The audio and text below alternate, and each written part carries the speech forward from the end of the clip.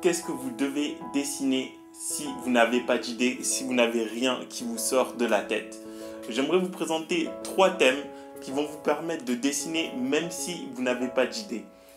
La première chose, le premier thème va concerner le dessin d'observation et les 2 autres thèmes vont concerner le dessin d'imagination. C'est parti. Salut, c'est Smaël d'Arcademy Atelier, j'espère que tu vas bien. Dans cette vidéo, sur cette chaîne, j'aide les dessinateurs confirmés ou débutants à progresser dans le dessin et à atteindre l'objectif qu'ils se sont fixés. Donc si ces 2 étapes te plaisent, je t'invite à faire ces 2 premiers pas qui sont 1. T'abonner à cette chaîne pour recevoir les 3 vidéos que je publie chaque semaine le lundi, le mercredi et le vendredi, et une 4e vidéo qui peut être publiée qui sera une étude longue d'un sujet que j'aurai réalisé dans la semaine. La 2e étape consiste à cliquer sur le lien qui se trouve en dessous de la vidéo pour télécharger et t'offrir gratuitement le guide que j'ai réalisé et qui s'appelle le dessin de portrait académique, où je t'explique étape par étape comment réaliser un portrait ressemblant et réaliste pour que tu puisses ensuite reproduire un portrait pour un membre de ta famille, pour toi-même, un ami ou pour un futur projet par exemple. Donc, que dessiner quand vous n'avez pas d'idée? Le premier sujet, ça va être de prendre une photo sur internet ou une photo que vous avez déjà sur votre ordinateur et de réaliser une étude de cette photo. Faire un dessin de portrait, une étude de nu, un dessin d'objet, de ce que vous voulez. Partout, si vous êtes chez vous, si vous êtes dehors, tout ce que vous devez faire, c'est dessiner. Tout ce que vous devez faire, c'est dessiner. Vous prenez un crayon, un bol, un vélo par exemple. Je dis ça parce qu'il y a mon vélo juste là. Vous mettez dehors, vous dessinez des arbres, vous dessinez tout ce que vous voyez d'observation. Pour ça, c'est pas très compliqué. Vous avez des yeux, vous voyez, sauf si vous êtes malvoyant, pardon. Et dans ce cas-là, vous pouvez absolument faire tout ce que vous voulez. Si vous n'avez pas de sujet qui vous plaît forcément, cherchez et vous trouverez. Vous prenez une base de dessin vous prenez une base d'images. Vous prenez une banque d'images sur internet, des portraits. Si vous en voulez, moi j'en ai des milliers et des centaines de milliers. Je peux vous m'envoyer juste un message et je vous les envoie avec plaisir. Il n'y a pas de souci. Vous aurez de quoi dessiner. Vous aurez une masse de choses. Vous aurez de quoi dessiner et donc de quoi ne pas vous ennuyer. Il n'y a pas de souci pour ça. J'ai des portraits du nu, paysages, animaux, tout ce que vous voulez. Je pourrais vous en envoyer. Il n'y a pas de problème. En ce qui concerne le dessin d'imagination, là c'est plus compliqué et je comprends le sujet de la question. La question, quand on n'a pas d'idée, qu'on veut faire du dessin d'imagination, c'est vrai que c'est plus compliqué. Donc il va y avoir 2 choses. La première chose pour dessiner d'imagination, ça va être de se lancer sans réfléchir. Vous prenez une feuille.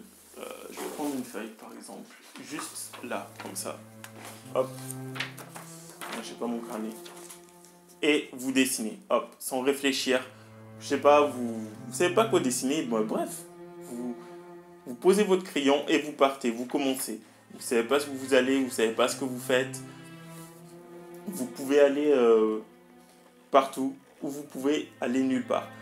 Et ce qui va se passer, c'est que en dessinant, petit à petit, quelque chose va commencer à se structurer et à se construire. Par exemple, un corps humain avec des vêtements de je ne sais pas quelle époque, de je ne sais d'où, de je ne sais quelle culture. Mais quelque chose va commencer à se structurer et petit à petit, pendant que vous dessinez, les idées vont arriver. Ok, donc ça c'est la 2e étape, la première façon de dessiner d'imagination. La 2e façon, et je vais m'absenter quelques secondes, j'aurais dû mettre le livre là, vient d'un super livre que je vous conseille d'acheter. Je vais aller le prendre.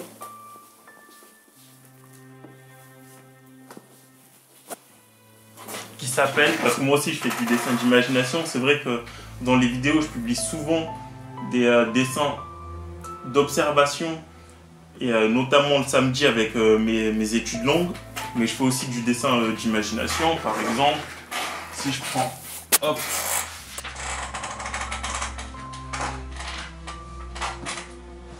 si je prends ça, c'est une peinture d'imagination. Okay, c'est une peinture, pas un dessin, mais à la base, ça vient d'un dessin. Donc je fais aussi du dessin d'imagination pour ceux qui ne savaient pas. Donc pour le livre Skillful Ant-Man, ce livre il est juste extraordinaire. Il a été réalisé par des personnes qui bossent ou qui bossaient chez DreamWorks. Je ne sais pas s'ils y sont encore, ça fait longtemps, c'était en 2005. Où il explique sa manière de dessiner d'imagination, leur manière de dessiner d'imagination. Parce qu'il a été fait par Kang Le, Mike Yamada, Felix Yoon et Scott Robertson. Okay, et ils expliquent dans ce livre que pour dessiner d'imagination, ils créent une histoire. Admettons que ils vont se créer un sujet, donc on va ouvrir le livre. Ils se disent, bon, ben, je vais créer des croquis et je vais créer une histoire. Et cette histoire va se passer à l'époque médiévale. D'accord? Le personnage que je vais dessiner, ça va être le roi, et géographiquement, on va dire que ça se passe à Rome. Donc, on va dessiner un personnage de l'Empire romain à l'époque médiévale, un guerrier, ça va être un guerrier, un soldat, et il est blessé. Voilà, et c'est un personnage qui est grand, fort. Donc, forcément, si c'est un soldat, il a une armure. Si c'est un soldat, bon, on peut exagérer les traits et le faire grand, fort, mais ça ne va pas empêcher qu'il peut être blessé, d'accord? Donc, s'il est blessé, ça veut dire que il vient juste de terminer un combat, certainement, et vous créez une histoire comme ça, et petit à petit, votre histoire va... Enfin, sans trop détailler l'histoire, bien sûr, vous lancez une histoire générale et vous dessinez un personnage qui correspond à cette histoire. Et ça, c'est vraiment puissant. C'est ce qu'ils expliquent dans tout le livre. Donc, ils expliquent ça pour des armes, ils expliquent ça pour des véhicules, pour des paysages, pour tout type de personnages. Ça peut se passer dans le futur pour l'histoire. Géographiquement, ça se passe sur une planète qui n'existe même pas, ou sur une terre, mais de manière futuriste. Et il y a une masse de croquis comme ça. Hop. Et avec une petite description, et ils expliquent ici justement comment ils en sont arrivés à ces croquis. Et c'est juste, ce livre il est vraiment bien fait. Donc je vous le conseille, Skillful Ant-Man. Je vais mettre le lien en dessous de la vidéo d'ailleurs. Comme ça, pour ceux qui veulent se l'offrir, ça va être pas mal. Vous allez vraiment vous éclater. Voilà. Donc j'en ai terminé avec ces 3 étapes. N'oubliez pas, dessin d'observation, donc vous mettez dehors, vous dessinez ce que vous voulez. Si vous avez besoin de photos, je peux vous en envoyer. Vous avez juste à m'envoyer un message et je vous les envoie. Pas de problème, avec plaisir. Dessinez sans réfléchir et petit à petit, les idées viendront, tout va se structurer. Ou sinon, suivre la technique des auteurs du livre Skillful Ant-Man. Vous créez une histoire et vous dessinez des personnages qui correspondent en correspondance avec cette histoire.